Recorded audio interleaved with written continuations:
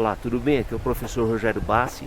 No vídeo de hoje eu venho falar com vocês um pouco sobre as características qualitativas das demonstrações financeiras, ok? Então, as características qualitativas das demonstrações, nós temos dois grandes grupos. O primeiro é o grupo das características fundamentais e o segundo é o grupo das características de melhoria, ok? Então a gente tem que entender, temos dois grupos, fundamentais e de melhoria. Eu costumo sempre fazer uma analogia. As características fundamentais, elas servem como base, tá? É só você lembrar, fundamental é fundamento, ok? É a base. E melhoria é a parte de cima, ok? Então primeiro eu tenho que ter a base para depois pensar em melhorar, tá? Fazendo um comparativo também à construção de uma casa. Quando a gente vai construir uma casa, a gente tem que ter um bom alicerce, tá? Uma boa fundação. Essas são as características fundamentais. E a hora que você está subindo a parede da sua casa, decorando a sua casa, a gente já está na fase de melhoria, beleza? Com a contabilidade é igual. Então vamos lá. Dentro do grupo de características fundamentais, nós temos duas. A primeira é: a nossa informação contábil, ela precisa ser relevante. E o que é uma informação relevante? É aquela informação que eu consigo usá-la. É aquela informação útil. Útil para quê, Rogério? Para que hoje, ok, eu consiga prever algo futuro. Então, com base nas minhas informações de hoje, eu consigo prever futuro da minha empresa. E também com base em hoje, eu consigo analisar o que aconteceu no passado, tá? Isso é uma informação útil. Dando um exemplo prático, quando você faz uma análise das demonstrações comparando o ano anterior com o hoje, você vê evolução. Então isso é uma informação útil, evolução ou não, né? Que ela pode ter piorado, mas a gente sempre trabalha para estar melhorando. E com base em hoje, você pode, por exemplo, projetar orçamentos futuros. Então isso é uma informação útil. Atrelado à relevância, a gente também tem que levar em consideração a materialidade. E o que é materialidade?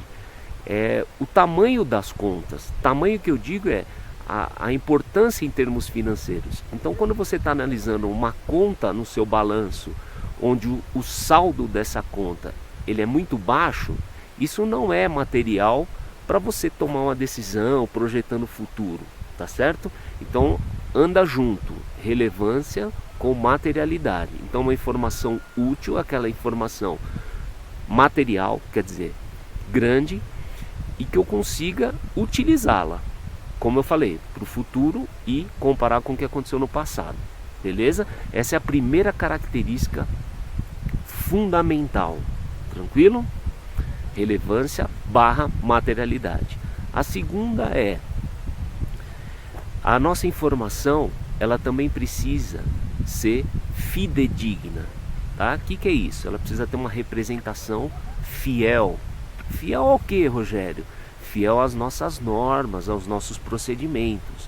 Então, o contador, ele precisa sim trabalhar em cima dos nossos CPCs, que são os pronunciamentos, em cima dos nossos princípios. Então a gente não pode ter conversinha fiada, tá certo? Não pode ter, a gente tem que trabalhar em cima disso. Isso é gerar uma informação fidedigna. Nós estamos no ano de 2017 e a gente sabe que o país ele está passando por um processo, né, por uma fase um tanto quanto conturbada em termos econômicos e políticos. E um dos pilares dessa crise que a gente está passando, ela está muito relacionado a essa questão, na minha opinião, com relação à representação fidedigna. A gente está vendo muita empresa aí que não foram fiéis às normas e procedimentos, né? Então quando a gente vê esses escândalos de fraude, corrupção, quer dizer, de repente essas empresas, né, elas não cumpriram de forma fiel todas as normas e procedimentos. E muitas delas com ações em bolsa, o que acaba piorando, né? acabam prejudicando usuários externos, tá? Rogério, e as que não têm ações em bolsa? Mesma coisa, acaba prejudicando toda uma cadeia. Imagine os fornecedores que vendem para essas empresas, os clientes, os próprios colaboradores acabam passando por dificuldades, tranquilo? Então, características fundamentais, nós temos essas duas. Como eu falei, é o alicerce, tá? Se eu não tiver uma informação útil e se eu não seguir fielmente as normas, procedimentos, princípios, não adianta eu ter uma melhoria. Na verdade, eu não vou ter. É a mesma coisa, você ter uma casa super bonita por dentro, bem decorada, se ela não foi feita uma boa fundação. Com o passar do tempo, literalmente essa casa cai. Beleza? E agora vamos para o grupo das melhorias. Dentro do grupo das melhorias, nós temos 4 itens. A primeira é comparabilidade. O que é comparabilidade? Comparabilidade é quando eu tenho condições de comparar as minhas informações atual, ok, com o passado. Isso é comparabilidade. Tanto é verdade que quando mudaram-se as normas, internacionais de contabilidade, foi no ano de 2010. Então os balanços de 2010, eles já foram publicados com base nos pronunciamentos das normas internacionais. Porém, até 2009 era feita a contabilidade como ela era feita, sem ser dentro das normas. Se eu tenho 2010 com as normas já internacionais e 2009 não, eu perco comparabilidade. Não tem como eu comparar balanço de 2010 com o de 2009. E as empresas, o que elas tiveram que fazer? Elas tiveram que readequar o balanço de 2009 com base às novas normas internacionais para poder comparar com 2010, ok? Então comparabilidade é exatamente isso, eu ter condições de comparar um exercício com o outro, tranquilo? A segunda de melhoria é verificabilidade. O que é verificabilidade? É eu ter condições de verificar se aquilo que está no balanço ou nas demonstrações, ok, está certo ou não está certo, tá? E se está certo ou não está certo, como a nossa contabilidade, como a nossa ciência, uma ciência social, ela é relativamente subjetiva. Por quê? Porque eu, Rogério, eu posso, por exemplo, usar um sistema de custeio diferente do seu, tá certo? Eu chego num resultado diferente do seu. Eu não posso falar que o meu está certo e o seu está errado. Não, foram critérios distintos. Porém, se eu te explicar como eu fiz o meu sistema de custeio e você repetir o que eu fiz, você vai ter condições de verificar se o resultado que eu cheguei está certo ou não. Ok? Então isso é verificabilidade. Então vou dar um outro exemplo para você entender bem essa questão da verificabilidade. Vamos imaginar que eu vou cozinhar aqui uma lasanha à bolonhesa, ok? Então eu vou cozinhar uma lasanha à bolonhesa. Eu vou usar a minha receita e vou montar aí minha lasanha. Você pode usar a sua e você vai chegar numa lasanha. As duas lasanhas podem ser diferentes em relação a sabor, a textura, a apresentação, enfim. Ok? Por quê? Porque eu usei a minha receita e você usou a sua. Agora eu não posso falar que a minha lasanha é lasanha bolonhesa e a sua não é. Ok? Agora a partir do momento em que eu te dou a minha receita e eu te explico como eu fiz, se você repetir, você vai chegar na minha lasanha. Ok? Então na contabilidade é a mesma coisa, essa questão da verificabilidade, tá? Se você souber qual foi ou quais foram os critérios adotados pelo contador para fazer tal trabalho e você repetir, tem condições de você verificar se o resultado que ele chegou está ok ou não. Tranquilo? Então nós vimos aí comparabilidade, verificabilidade. Terceiro ponto aí de melhoria, compreensibilidade. Ok? Então eu tenho que me fazer ser compreendido, beleza? Então quando eu passo, quando eu gero as minhas informações contábeis, o usuário da minha contabilidade, ele precisa entender, tranquilo? Então eu tenho que falar numa linguagem onde eu possa me tornar compreendido por quem está lendo essas demonstrações. Isso também é uma melhoria. Eu não posso falar de uma forma que as pessoas não entendam o que eu estou falando. Tranquilo? Isso é compreensibilidade. Maravilha. E a quarta e última é a questão da tempestividade, tá?